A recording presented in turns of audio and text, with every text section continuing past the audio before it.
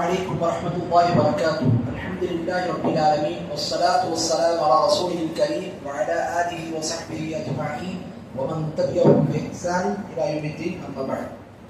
கண்ணியமிக்க அல்லாஹ்வின் நல்லடியார்களே, இந்த உலகத்துல முஸ்லிம்களாகிய நாம எந்த ஒரு நல்ல அமலை செய்தாலும் நம்ம எல்லாருடைய நோக்கமும் லட்சியமும் என்னவாக இருக்குன்னு சொன்னா, நாம செய்யக்கூடிய அமல் சிறியதோ பெரியதோ அந்த அமலை அல்லாஹ் அங்கீகரித்துக் கொள்ள வேண்டும்.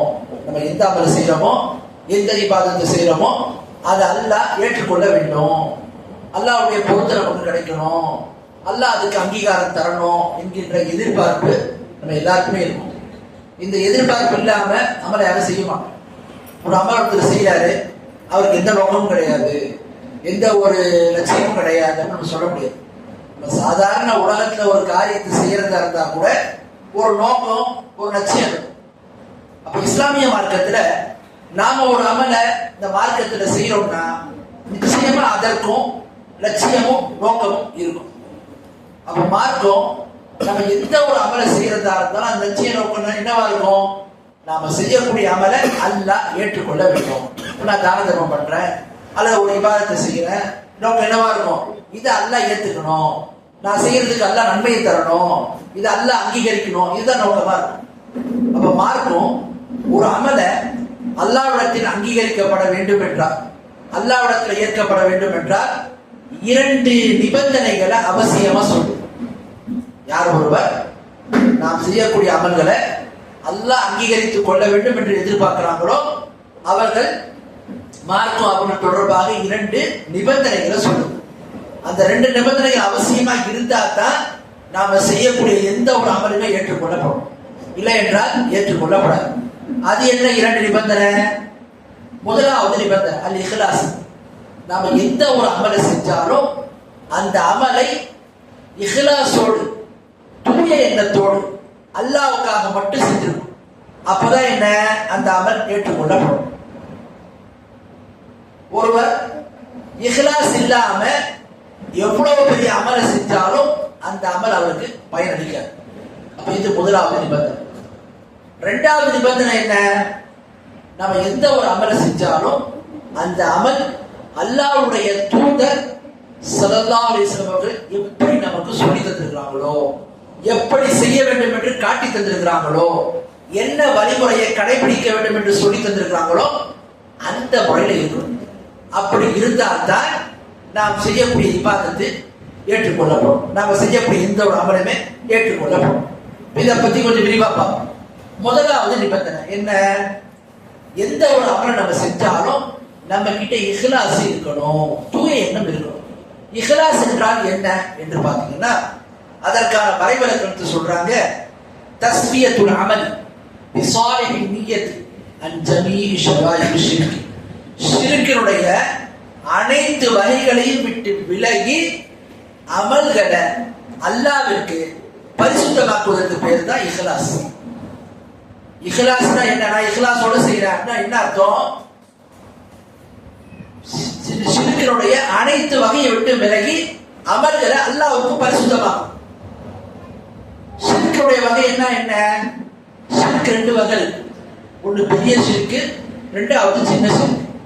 பெரிய ஷிர்க்னா என்ன? அதை செஞ்சவர் இஸ்லாத்தை விட்டு வெளியே போயிடுவார். உதாரணத்துக்கு, ஒருவர் அல்லாஹ் அல்லாதவருக்காக சஜ்தா செய்கிறார், அல்லாஹ் அல்லாதவங்களுக்காக நேர்ச்சி செய்கிறார், அல்லாஹ் அல்லாதவங்கிட்ட உதவி தேடுறார். இவரப்பட்ட பெரிய ஷிர்க் பட்ட. சின்ன ஷிர்க்னா என்ன? மார்க்கத்துல ஷிர்க் என்ற வார்த்தையை பயன்படுத்தப்படும் ஹதீஸ்ல, ஆனால் அதை செய்பவர் இஸ்லாத்தை விட்டு வெளியே போயிடுவாங்க சொல்லப்பட்டிருக்க. அது என்ன? சின்ன ஷிர்க். உதாரணத்துக்கு பாருங்க, அல்லாஹ்வுடைய தூதர் சொல்றாங்க, மன் ஹலஃப பிகைரில்லாஹி ஃபகத் அஷ்ரக். யார் ஒருவர் அல்லாஹ் அல்லாதவங்க மீது சத்தியம் செய்கிறாரோ, எங்க அம்மா மேல ஆணையா, எங்க பாப்பா மேல சத்தியமா, எங்க அம்மா மேல சத்தியமா என்று யார் ஒருவர் அல்லாஹ் அல்லாதவங்களுக்கு சத்தியம் செய்கிறாரோ அவர் ஷிர்க் செய்து விட்டார் என்று சொல்றாங்க. அப்ப என்ன அர்த்தம்? அவர் இஸ்லாத்தை விட்டு வெளியே போயிட்டார் அர்த்தம் கிடையாது. அந்த இடத்துல ஷிர்க் என்பது சின்ன வகையான, சிறிய வகையான ஷிர்க்கை குறிக்கும். அப்ப இஸ்லாமிய மார்க்கத்துல ஷிர்க் என்பது 2 வகை இருக்கு. ஒன்று பெரிய ஷிர்க், அது செஞ்ச விசாரம் விட்டு வெளியே போயிடுவாரு. ரெண்டாவது சின்ன ஷிர்க். அப்ப இஹ்லாஸ் வேண்டும் என்று சொன்னால் பெரிய ஷிர்க்கும் வரக்கூடாது, சின்ன ஷிர்க்கும் வரக்கூடாது. ரெண்டுத்திலிருந்து விலகி அமல்களை பரிசுத்தமாக்கணும். அல்லாஹ் உதாரணத்துக்கு பாருங்க, ஒருவர் தொழுகிறாரு, ஜக்காத்து கொடுக்கிறாரு, நோன்பு வைக்கிறாரு, ஹஜ்ஜி செய்யறாரு, எல்லாம் அல்லாஹ்வுக்காக செய்யறாரு.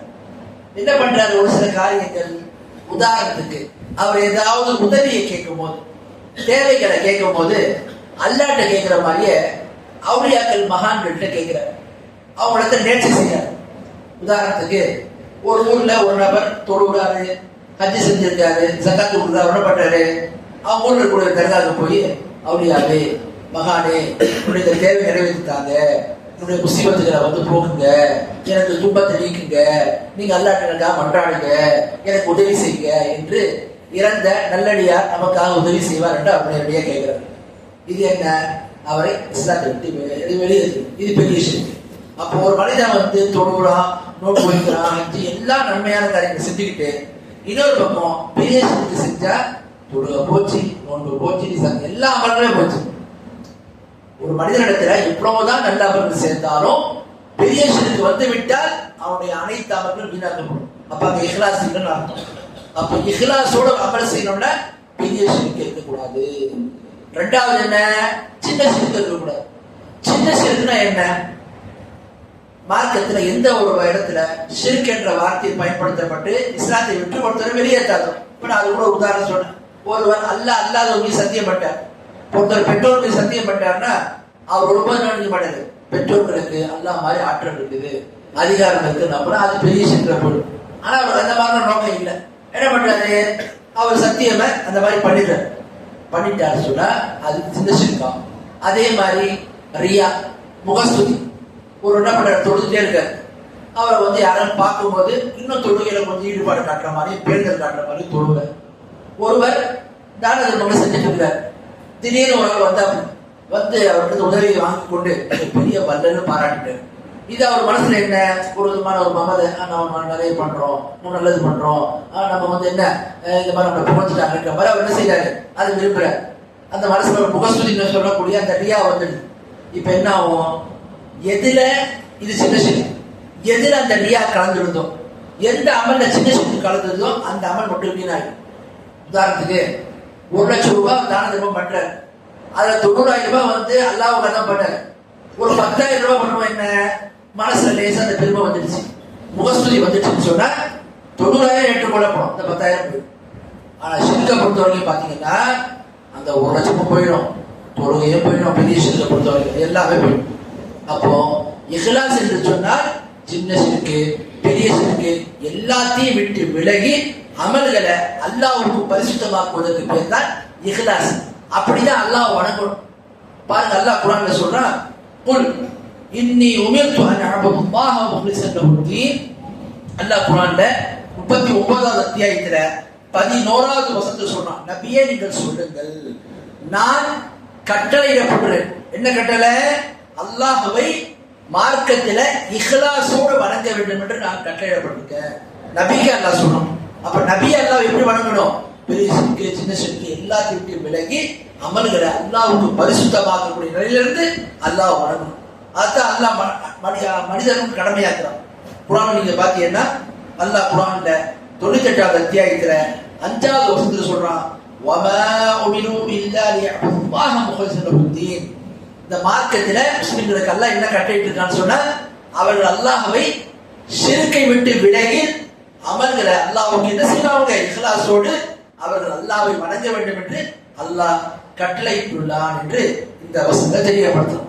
அப்போ இஸ்லாமிய மார்க்கத்துல இஹ்லாஸ் என்பது ரொம்ப ரொம்ப முக்கியம். இஹ்லாஸ்னா என்ன? எந்த ஒரு அமலை செஞ்சாலும் ஷிர்க் எதுவுமே இல்லாம அமல்களை அல்லாஹ்வுக்காக நம்ம செய்யணும், அதுதான் இஹ்லாஸ். பாருங்க, அல்லாஹ் குர்ஆன்ல நமக்கு தெரியப்படுத்துறான் 28வது அத்தியாயத்தில் 37வது வசனம், லை யனாலல்லாஹ லுஹூமுஹா வலா திமாஉஹா வலாகின் யனாலுஹு தக்வா மின்கும். அல்லாஹ் சொல்ற இந்த வசனத்துல அல்லாஹ்விடத்துல அவங்களுடைய அந்த இறைச்சி குர்பானி அறுக்கிறாங்களே, பிராணிகளை பலியிடுறாங்களே, அதனுடைய இறைச்சியும் அதனுடைய ரத்தமும் அல்லாஹ்வை சென்றடையாது. என்ன சென்றடையும்? உங்களுடைய தக்குவா தான் சென்றடையும் நல்லா சொல்றோம். குர்பானி கொடுக்கக்கூடிய, ஹதி செய்யக்கூடிய அந்த பிராணிகளுடைய இறைச்சியோ ரத்தமோ அல்லாஹ்வை சென்றடையும். எது சென்றடையும்? உங்களுடைய தக்குவா தான் நல்லா சொல்றோம். அப்போ அல்லாஹ் நம்ம இந்த அமலை செய்யும் போது நம்ம இடத்துல இஹ்லாஸ் இருக்கான்னு பார்க்கணும். அல்லாஹ்வுக்காக தான் செஞ்சாங்களா என்பதை பார்க்கணும். அல்லாஹ்வுக்காக செஞ்சிருந்தா அந்த அமல் ஏற்றுக்கொள்ளப்படும். அப்படி இல்லை என்றால் ஏற்றுக்கொள்ளப்படாது. அதனாலதான் நம்ம நியத்தை, நம்முடைய எண்ணத்துல இஹ்லாஸை எப்பொழுதுமே வைத்திருப்பது ரொம்ப ரொம்ப முக்கியம். பாருங்க, அல்லாஹ்வுடைய தூதர் சொல்றாங்க, இன்னமல் அமாலு பின்னிய்யாத், செயல்கள் அனைத்துமே எண்ணங்களை பொறுத்துதான் இருக்கிறது. அடுத்து சொல்றாங்க ரசூலுல்லாஹ், ஃபஇன்னமா லிகுல்லி இம்ரிஇன் மா நவா, ஒவ்வொரு மனிதனும் அவன் என்ன எண்ணுகிறானோ அதுதான் அவனுக்கு கிடைக்கும். என்ன நல்லா இருந்தா அதுக்கு ஏற்ற கூலி, என்ன சரியில்லைன்னா ஒண்ணும் இல்லை. அடுத்து சொல்றாங்க ரசூலுல்லாஹ், ஃபமன் கானத் ஹிஜ்ரத்துஹு லிதுன்யா யுஸீபுஹா அவ் இம்ராத்தின் யன்கிஹுஹா ஃபஹிஜ்ரத்துஹு இலா மா ஹாஜர இலைஹி. யார் ஒருவர் ஹிஜ்ரத் என்பதை இன்னொரு ஹதீஸ் சொல்றாங்க அல்லாஹ்வுடைய தூதர், அல்லாஹ்வுக்காகவும் அல்லாஹ்வுடைய தூதருக்காக ஹிஜ்ரத் செய்தாரோ அவருடைய ஹிஜ்ரத்தானது அல்லாஹ்வுக்கும் அல்லாஹ்வுடைய தூதருக்காக ஆகும். யார் ஒரு ஹிஜ்ரத் என்பதை ஒரு பெண்ணை திருமணம் செய்வதற்காக வேண்டியோ உலகத்தில் உள்ள விஷயத்தை அடைவதற்காக ஹிஜ்ரத் செய்தாரோ அவர் எந்த நோக்கத்திற்காக செய்தாரோ அதுதான் அவருக்கு கிடைக்கும். இந்த ஹதீஸ் ரசூலுல்லாஹ் எப்படி நம்ம சொன்னாங்க, மக்கள் எல்லாம் மக்காவில் இருந்து மதீனாவை நோக்கி ஹிஜ்ரத் செய்து வந்து கொண்டிருக்கிறார். அந்த சந்தர்ப்பத்தில் ரசூலுல்லாஹ் ஹதீஸ் சொன்னாங்க, என்னென்ன அமல்கள் அனைத்துமே எண்ணங்களை அடிப்படையாக கொண்டிருக்கு. ஒருவர் அல்லாஹ்வுக்காக அல்லாஹ்வுடைய தூதருக்காக ஹிஜ்ரத் செய்தா அதுக்கான நன்மை கிடைச்சு. யார் ஒரு மனிதன் ஒரு பெண்ணை திருமணம் பண்றதுக்காக வேண்டியோ உலக ஆதாயத்துக்காக வேண்டியோ ஹிஜ்ரத் செய்தாரோ அவர் என்ன நோக்கத்துக்காக செஞ்சாரோ அதுதான் கிடைக்கும். ஏன் ரசூலுல்லாஹ் ஹதீஸ் சொன்னாங்கன்னு பார்த்தா, மக்கள்லாம் மதீனாவில் மக்கால இருந்து மதீனாவுக்கு ஹிஜ்ரத் செய்து கொண்டிருந்தார். அப்போ ஒரு நபர் என்ன பண்றாரு, அவரும் மக்கால இருந்து மதீனாவுக்கு ஹிஜ்ரத் செய்தார். ஆனா அவருடைய நோக்கம் என்னவா இருந்துச்சு, அல்லாஹ்வுக்காகவும் அல்லாஹ்வுடைய தூதருக்காகவும் கிடையாது. மதீனாவுல உம்மு முஹாஜிர் என்று சொல்லக்கூடிய ஒரு பெண்ணை திருமணம் முடிப்பதற்காக ஒரு பெண்ணை திருமணம் முடிப்பதற்காக என்ன செஞ்சார், அவர் ஹிஜ்ரத் செய்து வந்தார். அப்பதான் ரசூலுல்லாஹ் அவருடைய பெயரை குறிப்பிடாம அந்த விஷயத்தை சொல்லி காட்டுறாங்க. யார் அல்லாஹ்வுக்காக வேண்டி அல்லாஹ்வுடைய தூதருக்காக ஹிஜ்ரத் செஞ்சாங்களோ அதுக்கான நன்மை கிடைக்கும். யார் ஒரு பெண்ணை திருமணம் முடிப்பதற்கோ உலக ஆதாயத்துக்கோ பண்றாங்களோ அதுதான் அவங்களுக்கு கிடைக்கும். இந்த ஹதீஸ் புகாரி முஸ்லிம் போன்ற கிரந்தங்கள்ல வருது. ஆக நிமிக்கல்லோடைய நம்முடைய எண்ணத்தை தூய்மைப்படுத்துவது, இஹ்லாஸாக அமைத்துக் கொள்வது ரொம்ப ரொம்ப முக்கியம். அதனால பாருங்க, அல்லாஹ்வுடைய தூதர் இன்னொரு ஹதீஸ் சொல்றாங்க, சஹீஹ் முஸ்லிம்ல வருது, இன்னல்லாஹ் லா யன்துரு இலா அஜ்ஸாமிக்கும் வலா இலா சுவரிக்கும் வலாகின் யன்துரு இலா குலூபிக்கும். அல்லாஹ் உங்களுடைய உடலையோ உங்களுடைய உருவத்தை அல்லாஹ் என்ன செய்யறான் பார்க்கிறது, மாறா அல்லாஹ் எதை பார்க்கிறான், அவருடைய உள்ளத்தை தான் பார்க்கிறான். அப்போ ஒரு மனிதன் செய்யக்கூடிய அமல் இஹ்லாஸா இருந்து நல்ல எண்ணமா இருந்தா ஏற்றுக்கொள்ளப்படும், இல்லையா ஏற்றுக்கொள்ளப்படாது. ஆகவேதான் பாருங்க, ஒரு மனிதன் இந்த உலகத்துல எதிரிகளோடு சண்டையிடும், அப்படிப்பட்ட நிலையில கூட எவ்வளவு பெரிய விஷயம் அது. அந்த மாதிரி சண்டையிடும் போது கூட, போர் செய்யும் போது கூட என்ன சரியா இருந்தா தான் அது ஜிஹாதாகும். ரசூலுல்லாஹ் சொல்றாங்க, என்னன்னு ஒரு மனிதர் தன்னுடைய வீரத்தை வெளிப்படுத்துறதுக்காக என்ன செய்வாரு, போரிடுவார். இன்னொரு அந்த குலப்பெருமைக்காக சில பேர் போரிடுவார், இன்னும் சில பேர் முகஸ்துதிக்காக போரிடுவார். உண்மையிலே அல்லாஹ்வுடைய பாதையில் போராடுவது என்றால் என்ன என்று ரசூலுல்லாஹ் கேட்டார் சஹாபா. அப்ப ரசூலுல்லாஹ் சொல்றாங்க, யார் ஒருவர் அல்லாஹ்வுடைய வார்த்தை என்னது, அந்த லா இலாஹ இல்லல்லாஹ் சொல்லக்கூடிய அந்த கலிமா உயர்வதை அதை ஓங்க செய்வதற்காக யார் போராடுகின்றாரோ அதுதான் உண்மையான ஜிஹாத் என்று ரசூலுல்லாஹ் சொன்னார். அப்போ யார் யாரோ என்ன நோக்கத்துக்காக சண்டை போடலாம், எல்லாத்துக்கும் என்ன அந்த வீர மரணம் அடைந்த நிலை கிடைச்சல. யார் உண்மையிலே அல்லாஹ்வுக்காக வேண்டியும் அல்லாஹ்வுடைய மார்க்கத்தை ஓங்க செய்வதற்காக வேண்டியும் லா இலாஹ இல்லல்லாஹ் என்ற கலிமாவை ஓங்குவதற்காக போராட்டார்களோ அவர்களுக்கு மட்டும்தான் என்ன அந்த சிறப்பு இருக்கிறத பார்க்கணும். ஆக நபிக்கல்லாவுடைய இஸ்லாமிய மார்க்கத்துல இஹ்லாஸ் என்பது ரொம்ப முக்கியம். அதனால பாத்தீங்கன்னா இன்னைக்கு ஷைத்தான் நம்மளை இலகுவா நிறுத்தத்துக்கு என்ன பண்றான், இஹ்லாஸ் இல்லாம ஆக்கிடும். நம்ம இவ்வளவு பெரிய பெரிய அமல்களை செய்யறோம், நம்ம இடத்துல என்ன செஞ்சு கொண்டு வந்துடுறாங்க, பெரிய சிறுக்கையும் சின்ன சிறுக்கையும் தள்ளிடுறோம் ஷைத்தான். சில பேர் பாக்குறோம், அவங்க எப்படிப்பட்டவங்களா இருக்காங்க, நல்ல அமலை செய்யறாங்க, ஒரு பக்கம் அல்லாஹ்வை நினைவித்துக் கொண்டு.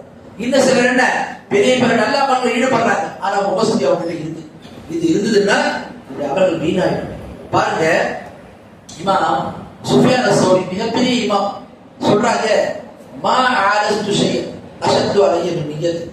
என்னுடைய காரியங்கள்லயே எனக்கு ரொம்ப சிரமமான காரியம் எது தெரியுமா? என்னுடைய நிய்யத்தை நான் சீராக்கி வைப்பதுதான். நான் சரியா கொண்டு வந்துடுறேன், ஷைத்தானை மாற்றி விட்டுறேன், மறுபடியும் என்ன செய்ய நான் முயற்சி பண்ணேன் சரியா இருக்க. அப்போ எனக்கு இருக்கக்கூடிய காரியங்களே சிரமமானது என்னுடைய நிய்யத்தை நான் சரியான முறையில் இஹ்லாஸா அமைப்பதுதான். உண்மையிலே பெரிய விஷயம். இந்த மாதிரி ஒரு காரியத்தை நாம செய்யக்கூடிய அமல்களை மிக சொற்பமானது. இந்த மாதிரி நிலைகள்ல நாம இஹ்லாஸ் சரியா இருந்தாதான், நம்ம இடத்துல இஹ்லாஸ் என்று சொல்லக்கூடிய அந்த தூய எண்ணம் சரியா இருந்தாதான் நம்முடைய அமல் ஏற்றுக்கொள்ளப்படும்.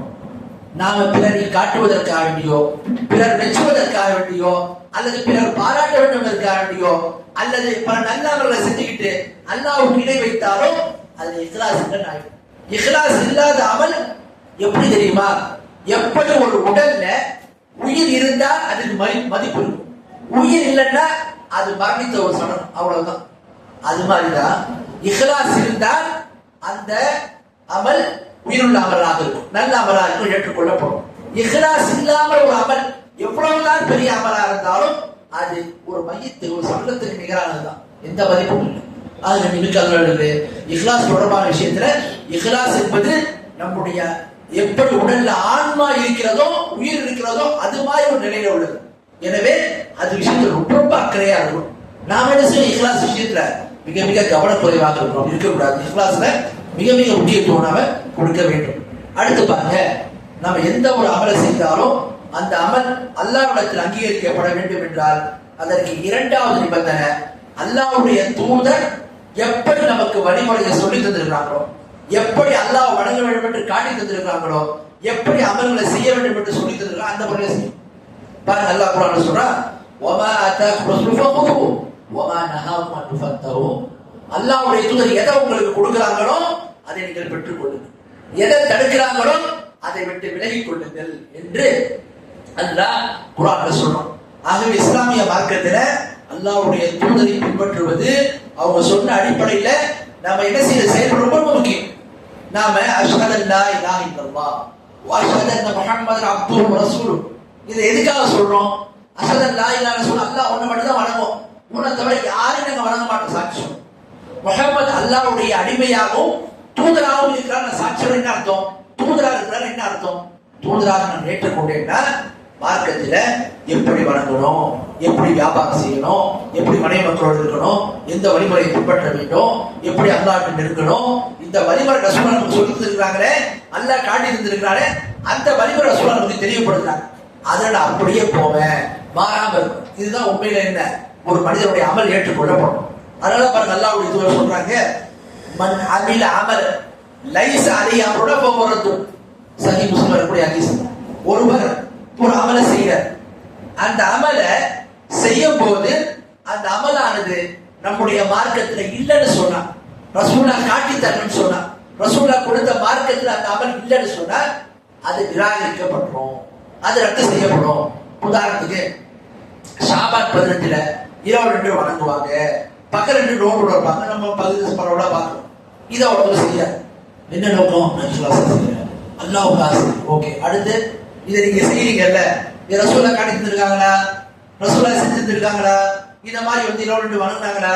ரமலான்ல இரவு வணங்கிருக்காங்க, மற்ற பொதுவான நாட்கள்ல வணங்கிருக்காங்க. நீங்க குறிப்பிட்ட மாதிரி ஷாபான் 15 ஒரு சிறப்பு இருக்குது, ரஜப் 27 ஒரு சிறப்பு இருக்குது, அதுல இந்த மாதிரிலாம் செய்யணும், இப்படி எல்லாம் பண்ணணும், இப்படி நோன்பு வைக்கணும், ரசூலா காட்டி தந்தாங்களா? ரசூலா எதை நமக்கு காட்டி தரலையோ அதை நம்ம செய்யக்கூடாது. அதை நாம செஞ்சோன்னு சொன்னா அது பயன் தர, நமக்கு எது நன்மைப்பட்டு தர மாதிரி என்ன செய்யும்? ரசூலா சொல்றாங்க, குல்லு பிதாத்தின் தொலால் குல்லு தொலாலத்தின் பின்னார். மார்க்கத்துல ஒவ்வொரு நூதனமான விஷயமும் பிதாத்தாகும், ஒவ்வொரு பிதாத்தும் வழிகேடாகும், ஒவ்வொரு வழிகேடும் நரகத்தை தரும். அப்ப இஸ்லாமிய மார்க்கத்துல நான் அல்லாஹ்வுடைய தூதரான ஏத்து சாட்சி சொல்றேன். என்ன அர்த்தம்?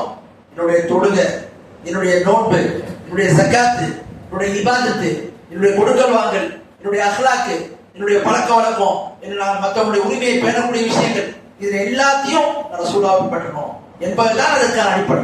அப்போ அது நம்ம சரியா இருந்தா தான் நம்முடைய அமல் ஏற்றுக்கொள்ளப்படும். அதான் பாருங்க, அல்லாஹ் குர்ஆன்ல சொல்றான், அல்லதி خلق الموت والحياة ليبلوكم ايكم احسن عملا. உயிரையும் மௌத்தையும் அல்லாஹ் எதுக்கு படைச்சிருக்கிறான்? உங்கள்ல அமல்கள்ல யார் சிறந்தவர் என்பதை சோதிப்பதற்காகத்தான் அல்லாஹ் மனிதருக்கு உயிரையும் மரணத்தையும் நல்லா செஞ்சிருக்கிறான், படைத்திருப்பதா சொன்னான். இந்த வசனத்திற்கு உதயமையாது சொல்லக்கூடிய அறிஞர் சொல்றாங்க, நல் அமல்கள் என்று சொல்றாங்க தெரியுமா? ஒரு நல்ல அமல்களை கூட சோதித்து பார்க்க சொல்றாங்க. நல்ல அமல்னா என்ன? அக்லஸஹு வாஸ்வஹு. நல்ல அமல் என்று சொன்னால் இஹ்லாஸ் இருப்பது. இரண்டாவது, அந்த அமல் மார்க்கம் காட்டி தந்த வழிமுறையில் இருப்பது. இதுதான் நல்ல அமல் என்பதற்கான அளவு பொருள். அடுத்து சொல்றாங்க பாருங்க, ஒரு அமல் இருக்கிறது, அந்த அமல்ல இஹ்லாஸ் இருக்குது, ஆனால் ரசூலுல்லாஹ் காட்டி தந்த வழிமுறை இல்லைன்னு சொன்னா அது ஏற்றுக்கொள்ளப்படாது. ஒரு அமல் ரசூலுல்லாஹ் காட்டி தந்த வழிமுறையில இருக்குது, ஆனால் இஹ்லாஸ் இல்லைன்னா ஏற்றுக்கொள்ளப்படாது. உதாரணத்துக்கு பாருங்க, ஒரு பாக்குறாரு, ஐயோ ஏழைகளாக இருக்கிறாங்க, தேவையுள்ளவர்களாக இருக்கிறாங்க, இவங்களுக்கு நம்ம தர்மம் செய்யணும். தர்மம் செய்யறவரு அவர் உழைத்து ஹலாலான முறையில சம்பாதித்து தர்மம் செஞ்சாங்க வந்துடலாம். அவர் என்ன பண்றாரு? நான் 4 பேருக்கு திருடி என்ன பண்றாரு? இந்த காசை நான் தர்மம் பண்றேன்னு சொன்னா இது நன்மை கிடைக்காது. ஏன்? இது ரசூலுல்லாஹ்வுடைய வழிமுறை கிடையாது. தர்மம் என்பது என்ன?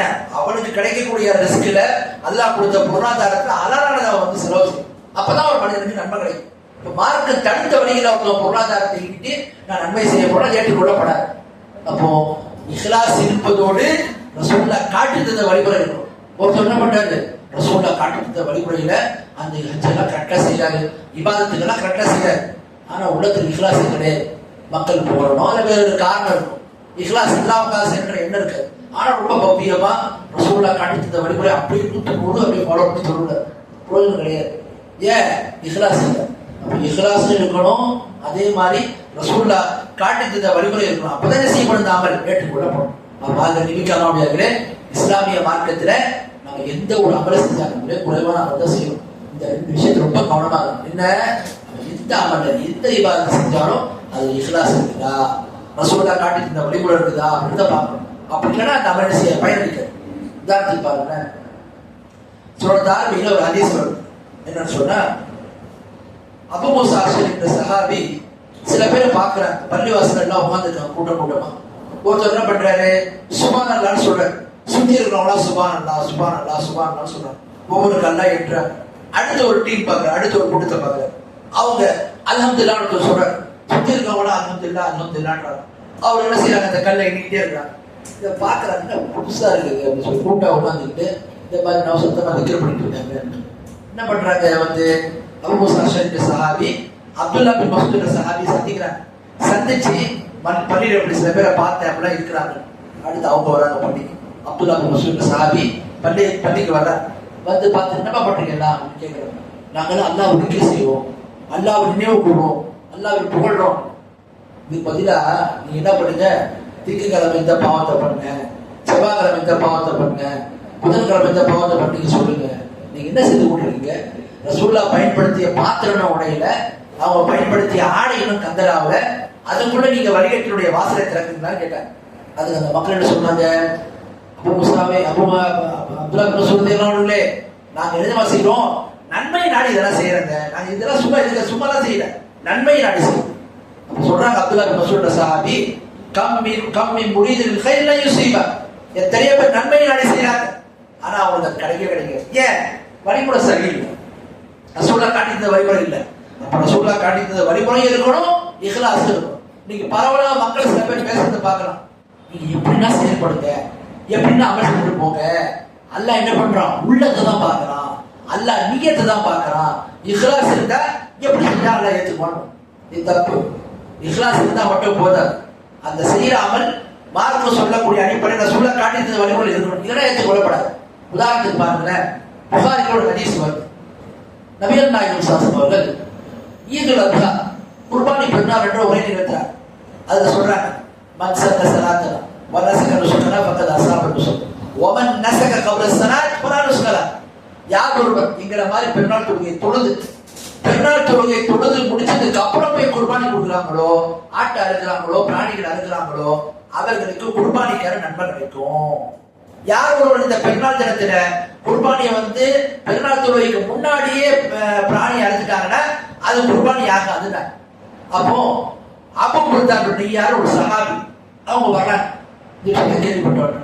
ரசூலுல்லாஹி கேட்கிறாங்க, அல்லாஹ்வுடைய தூதரே, இன்றைய தினத்துல என்னுடைய ஆடுதான் முதலாவதாக நான் குர்பானி கொடுத்து என்ன பண்ணிட்டேன், பெருநாள் தொழுகைக்கு வரதுக்கு முன்னாடியே கொடுத்துட்டு சொல்லலாம், சட்டம் தெரியல, பெருநாள் தொழுகைக்கு வரதுக்கு முன்னாடியே கொடுத்துட்டு சொல்லலாம்னு சொல்றாங்க.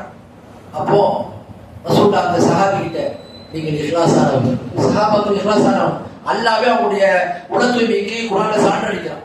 ரசூலுல்லாஹ் அந்த மக்களுக்கு சான்றளித்தாங்க, அவங்க தூய்மையானவங்க, இஹ்லாஸானவங்க, நீங்க இஹ்லாஸானவங்க, அல்லாஹ்வுடைய அமலை ஏற்றுக்கொள்ளும் சொல்லு.